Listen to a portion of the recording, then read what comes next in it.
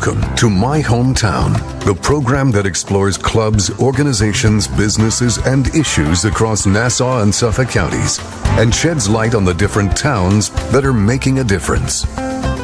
A great day to you, and welcome to another edition of My Hometown on the voice of Nassau Community College, 90.3 WHPC. I'm your host, Bill Horan, along with Nassau Community College student Zach Turkel. Our special guest today is Stephanie Abrams, who is the Director of Development for the Friedberg Jewish Community Center in Oceanside. Stephanie has been in fundraising for over 15 years and has a great passion for the camp. Stephanie has a Master's of Public Administration from CUNY Baruch and also has worked at the Ad Council and the American Camp Association. Our topic for today's hometown is Camp Gahava. Stephanie, welcome to the show. Hi. Now, Stephanie, that's an unusual name. So how did Camp Gahava come about? And maybe you better help us with the spelling because people are listening on radio. Okay, so it's Camp Gahava, and it means Gahava means pride in Hebrew. So the backstory with Gahava, it started last summer, and UJA Federation, which is, I think it's the largest Jewish philanthropy in New York, came about with an idea called the Big Idea, and they put it out to all of their partner agencies to come up with a new idea to reach out to disenfranchised or disengaged Jewish populations in New York. And we came up with the idea of a camp for LGBTQ kids. And the winner of the Big Idea would win $250,000, and it was done by an online vote. And it started with a pool of about 60 ideas, went down to 13, and then to the final 4, which we were part of. And it went out around the world. It was online. People voted, and we came in second. So we didn't win the $250,000, but UJA Federation saw a great need and really loved the idea. So they gave us an ignition grant to fund a 1-week pilot program for this summer from August 6th to 10th. And it's targeted to teens, LGBTQ teens and their allies ages 12 to 18. And this is the first year of the camp, so this is the start of something big. It is our inaugural year. We're calling it a pilot program, and we hope that next year it'll grow to either a full summer or 1 to 2 week sessions all summer. Now, Stephanie, you mentioned, and before we go to Zach's question, sure, LGBTQ. I know a lot of us have seen that in newspaper articles, etc., but yeah. I'll admit, and I'm sure a lot of other people would say, gee, I don't know what that really all means. I can get 2 or 3 or 4 of them. So if you'd help our audience, Sure. What does that stand for? So it's actually interesting. We're speaking in June because June is Pride Month. So you're going to be seeing it everywhere. So LGBTQ is lesbian, gay, bisexual, transgender, and questioning. And we added a plus sign on because there's many other groups that are part of this as well. So that was added on, I think, later on. But we're LGBTQ plus. And that's interesting, questioning. So people who may be not sure. They're not hearing sure about this. Exactly. And there's a lot of different ways to be not sure. Gender binary, gender fluid, it goes on. And like I said, it is Pride Month, so there is a lot of information out right now. We were trained by Keshet International. If you look online, you can find them, and there's lots of resources there to learn more about this. That's great, group. but I love that end part that it's plus because everyone's there are included, other groups and no matter what. You can bring everyone in. Yep. Zach? So, Stephanie, why do you think there is a need for this camp, especially since you're the first one out there and this is its pilot year? Why do you think there hasn't really been a camp like this before? I asked that myself many times. What we found out, there's a lot of sleepaway camps that target LGBTQ, but there was no day camp.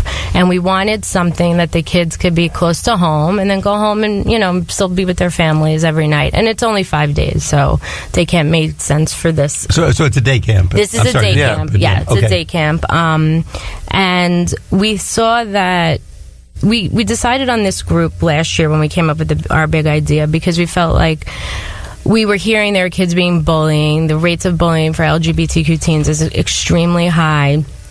And maybe they don't feel, they go to school and they may have their GSA club, which is a Gay Straight Alliance club.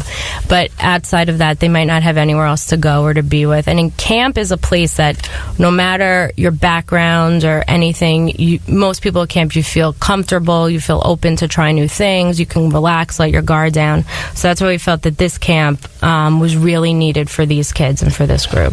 You really have to know your alphabet here, though. GSA, LGBTQ+. I'm learning a lot of different different acronyms and everything. Yeah, that kids, if you're out there, when you're studying your alphabet, get to know this, because there's a lot of clubs that go by just letter names, Exactly. and you got to know what you're talking about.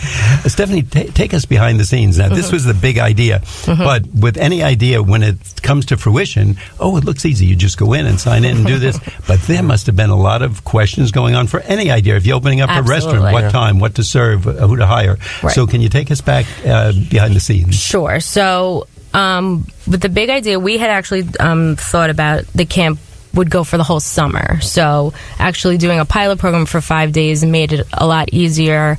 The planning is easier. We're only really looking for 20 kids this summer. We'll open it to more. We will not turn anyone away.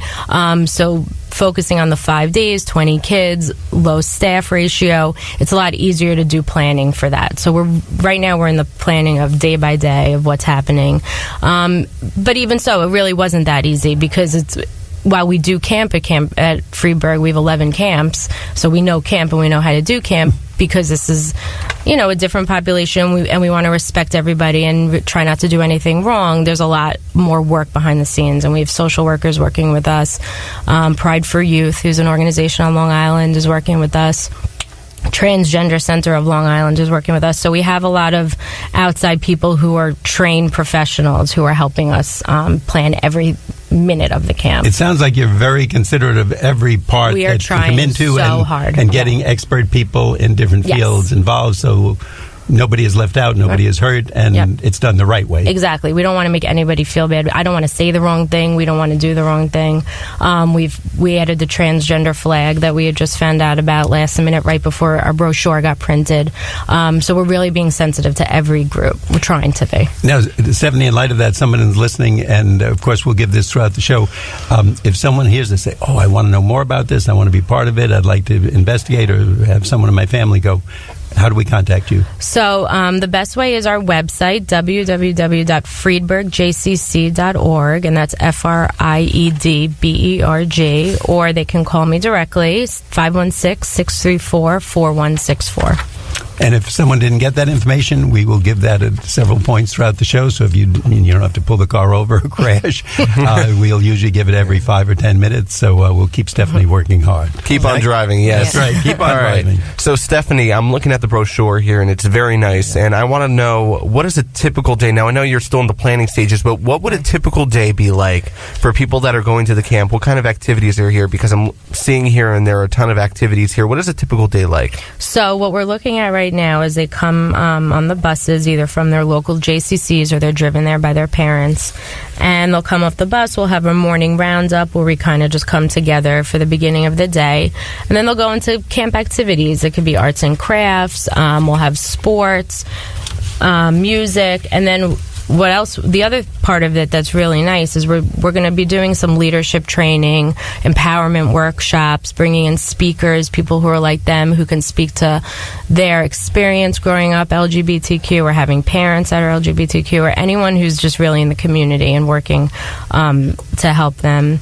We want it to be camp. We wanted them to just come and have fun, but there's also going to be things woven into everything we're doing, because we want to empower them to go back to their communities, to be activists and to be comfortable in their schools and houses of worship and with their families. We're also going to be adding a philanthropy component, where they're going to be learning how to do either pop-up giving circles, where they'll learn how to do fundraising quickly for a cause, or do a long-term project for fundraising, because we're training the next leaders, LGBTQ or not. They're young kids, and they're very interested in these things from what we've been finding out. So it's going to be a very busy, full camp day. And also, Stephanie, I see here that you mentioned it before, that the ages are from 12 to 18. So is it split between the ages, or most of the kids will be together? It will be broken up by age group. Right now, we're getting most phone calls from 12 to 15 years old. But it is open 12 to 18. If we get a call from an 11-year-old, we'll probably take them also, because that's not that big of a difference from 12. So, yeah, they'll be in different age groups.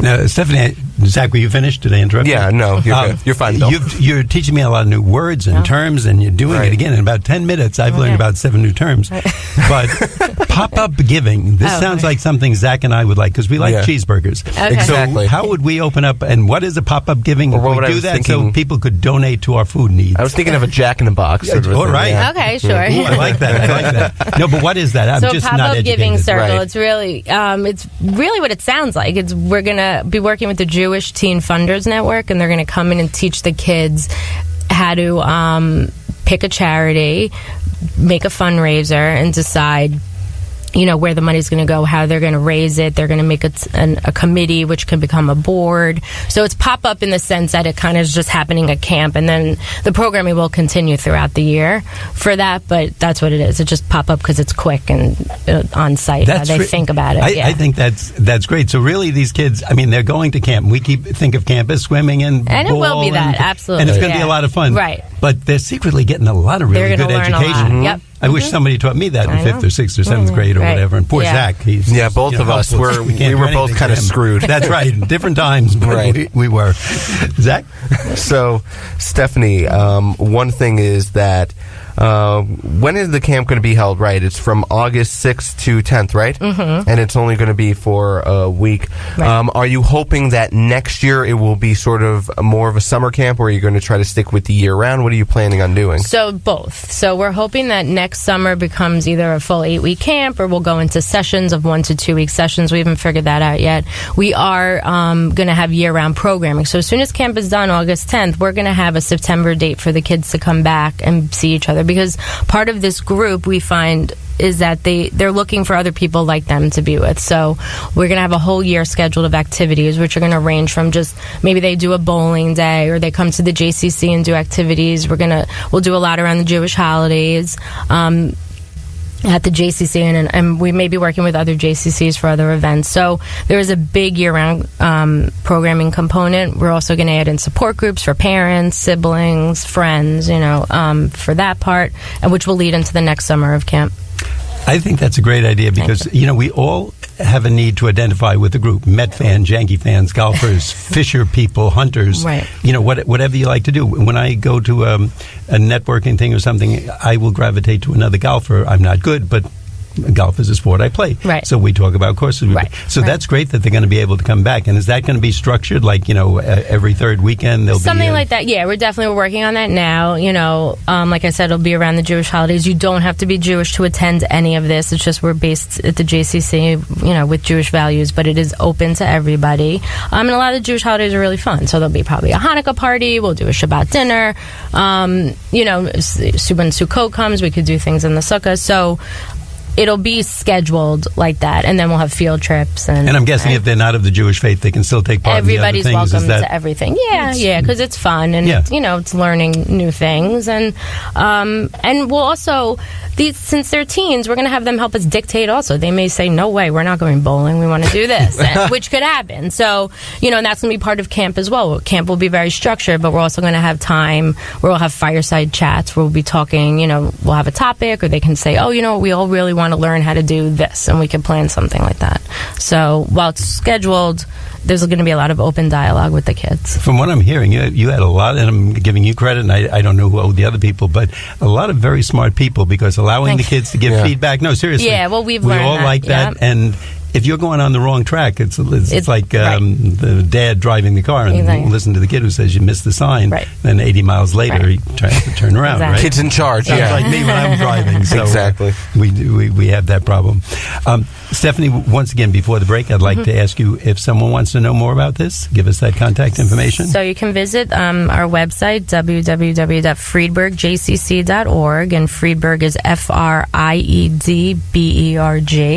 or call me directly at 516-634-4164. And again, we'll always give you that information before the end of the show. At this point in the show, we're going to take a short break from my hometown on the voice of Nassau Community College, WHPC 90.3. Our guest today is Stephanie Abrams, who is the Director of Development for the Friedberg Jewish Community Center in Oceanside. We'll be right back with Stephanie for the second half of My Hometown.